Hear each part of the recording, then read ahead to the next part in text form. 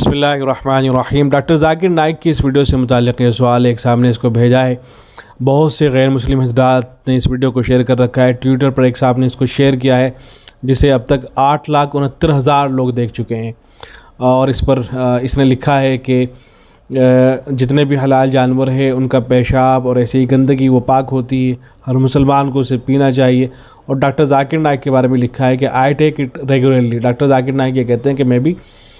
حلال جانوروں کا پیشاب وہ ریگولرلی پیتا ہوں۔ تو پہلے تھوڑا سا اس ویڈیو کو دیکھ لیتے ہیں، پھر میں اس پہ تبصرہ کروں گا۔ Point number one, let me tell you. According to Ibn Sina, he says that the urine of the camel and the urine of the cow, it is not najis. It is tahir, it is pure. According to the fuqahas, according to Islamic scholars, they say that any animal which is permitted for a Muslim to eat, or any bird which is permitted for a Muslim to eat, that animal or that bird's urine and feces is tahir, it is pure, it is not najis. The urine and feces of all the animals which we are permitted to eat, whether it be goat, whether it be sheep, whether it be camel, whether it be cow, it is not najis. So based on this, according to the fuqahas, according to Islamic scholars, the urine of the cow is not najis. اس video پہ جو title لگا کر share کیا گیا ہے وہ تو بالکل بکواس بات ہے، صحیح نہیں ہے۔ البتہ اتنی بات ضرور ہے کہ ڈاکٹر ذاکر نائک نے اپنی اس ویڈیو کے اندر یہ گفتگو ضرور کی ہے کہ جو حلال جانور ہیں ان کا پیشاب نجس نہیں ہے اور وہ پاک ہے، یہ بات انہوں نے کہی ہے، اور وہ اسکالرس کا حوالہ دے رہے ہیں، اور ان کی بات کو سنتے ہوئے ایسا محسوس ہوتا ہے کہ گویا کہ جتنے بھی اسکالرس ہیں سب یہی رائے رکھتے ہیں اور سب کی یہی رائے ہے، لیکن ایسا نہیں ہے۔ در حقیقت جو اسلامک اسکالرس ہیں ان کی رائے یہ نہیں ہے۔ میں آپ کو ایک دارالعلوم دیوبند کا پہلے فتویٰ سنا دیتا ہوں، تفصیل سے انشاءاللہ میں ساری باتیں عرض کروں گا۔ سوال میں دارالعلوم دیوبند کی فتوے میں کسی نے پوچھا ہے کہ بخاری شریف حدیث نمبر 2855 اور مسلم شریف 1671 جس حدیث میں اونٹ کے پیشاب سے بیماری سے نجات کی تلقین کی گئی ہے اس کے بارے میں رہنمائی کر دیجیے، کیونکہ ہندو گائے کے پیشاب کے جواز میں مسلم شریف کی اس حدیث کے بارے میں کہتے ہیں، جواب عنایت فرما کر ممنون و مشکور فرمائے۔ تو جواب میں لکھا گیا ہے کہ حضرت امام ابو حنیفہ رحمۃ اللہ علیہ، حضرت امام شافعی رحمۃ اللہ علیہ اور جمہور علماء امت کے نزدیک اونٹ، گائے، بھینس وغیرہ ان تمام جانوروں کا پیشاب حرام اور ناپاک ہے جن کا گوشت کھایا جاتا ہے، اور اس پر احادیث سے متعدد دلائل قائم ہیں۔ اور سوال میں جس حدیث کی طرف اشارہ کیا گیا ہے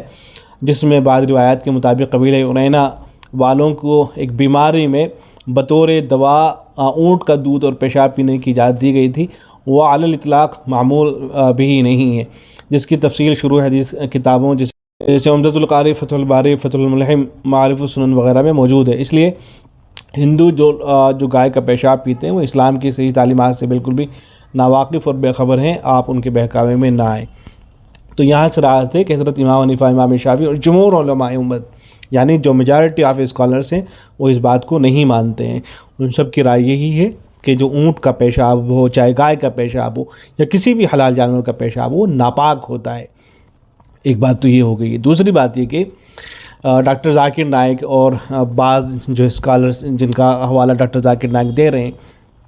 وہ جو اس طرح کی رائے رکھتے ہیں کہ گائے یا اونٹ کا جو پیشاب ہے وہ نجس نہیں ہے اور وہ پاک ہے، تو دیکھیں بہت سی چیزیں اگر ان کی بات کو تھوڑی دیر کے لیے مان بھی لیا جائے، اصل تو یہ ہے کہ یہ ناپاک ہی ہے، لیکن اگر تھوڑی دیر کے لیے ان کی بات کو مان لیں کہ بھئی کچھ اسکالر اس بات کو بھی کہتے ہیں، تو جو حضرات اس بات کو کہتے ہیں ان کے نزدیک بھی جو چیز پاک ہوتی ہے تو اس کا مطلب یہ نہیں ہوتا کہ اس کا پینا بھی جائز ہو گیا ہے۔ بہت سی چیزیں پاک ہوتی ہیں لیکن ان کا پینا جائز نہیں ہوتا ہے۔ مثال کے طور پر مٹی جو ہے، مٹی وہ پاک ہوتی ہے لیکن اس کا کھانا جائز نہیں ہے، اس لیے کہ آدمی کھائے گا تو مر جائے گا۔ ایسے ہی جو پیٹرول ہوتا ہے یا ڈیزل ہوتا ہے وہ پاک ہوتا ہے، اگر کپڑوں کو لگ جائے تو کپڑے ناپاک نہیں ہوتے ہیں، لیکن اس کا مطلب یہ نہیں کہ آدمی اس کو پینا بھی شروع کر دے۔ تو بہت سی چیزیں ایسی ہوتی ہیں، اور یہ جو بات کہی گئی کہ پاک ہے تو اس سے مراد صرف اتنا ہوتا ہے کہ اگر وہ کپڑوں کو لگ جائے اور آپ نماز کے لیے جا رہے ہیں مثال کے طور پر، تو ان لوگوں کے نزدیک یہ ہوگا کہ آپ کو کپڑوں کو الگ سے دھونے کی ضرورت نہیں ہے، بلکہ اگر آپ ایسے کپڑوں میں نماز پڑھ لیتے ہیں تو آپ کی نماز ہو جائے گی۔ لیکن ہمارے نزدیک کپڑوں کو دھونا ضروری ہوگا۔ جو جمہور علماء امت ہے، جو میجارٹی آف اسکالرس ہیں، ان کی رائے یہ ہے کہ نہیں، آپ کے لیے کپڑوں کو دھونا بھی ضروری ہوگا، تبھی جا کے آپ نماز پڑھیں گے۔ دو باتیں ہوں گی۔ تیسری بات یہ کہ جو ہندو جو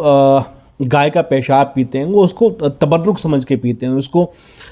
پوتر سمجھ کے پیتے ہیں، اور یہ سمجھتے ہیں کہ کوئی بہت ہی اعلیٰ درجے کی چیز ہے، مقدس اس کو سمجھا جاتا ہے۔ اسلام میں تو اس کا کوئی کانسیپٹ نہیں ہے،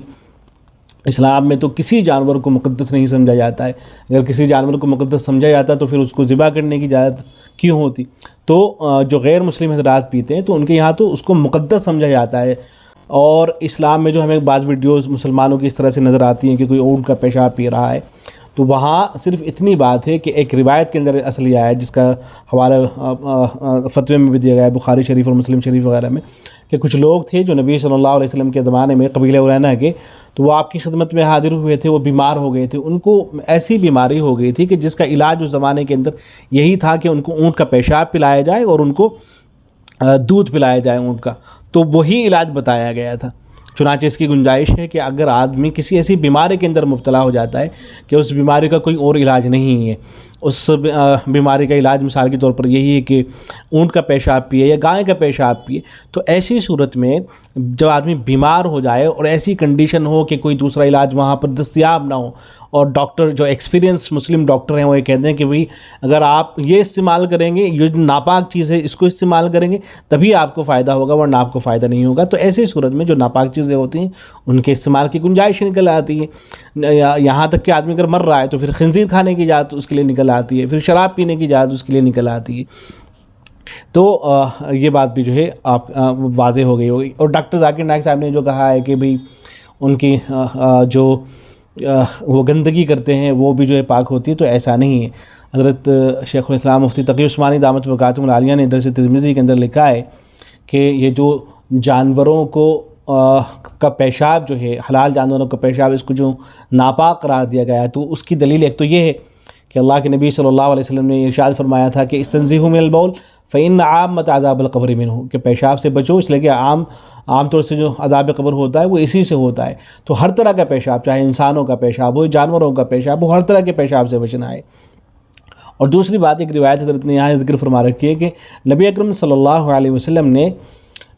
جلالہ کا گوشت کھانے اور اس کا دودھ پینے سے منع فرمایا ہے۔ جلالہ اس جانور کو کہا جاتا ہے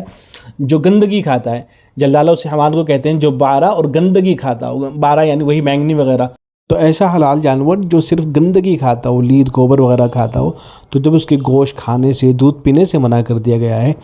تو پھر یہ کیسے کہا جائے گا کہ لید اور گوبر جو ہے یہ پاک ہو گئے؟ تو ظاہر ہے یہ ناپاک ہی ہیں۔ تو پیشاب بھی ناپاک ہے، ایسے ہی جو دوسری چیزیں ہیں وہ بھی سب کی سب ناپاک ہیں۔ تو یہ ایک غلط بات ہے کہ کہا جائے کہ اسلام میں پیشاب کا پینا جائز ہے، چاہے پیشاب گائے کا ہو یا اونٹ کا ہو، یہ ساری کی ساری چیزیں ناپاک ہیں۔ یہی میجارٹی آف اسکالرز جو ہیں ان کی رائے ہے۔ السلام علیکم ورحمۃ اللہ۔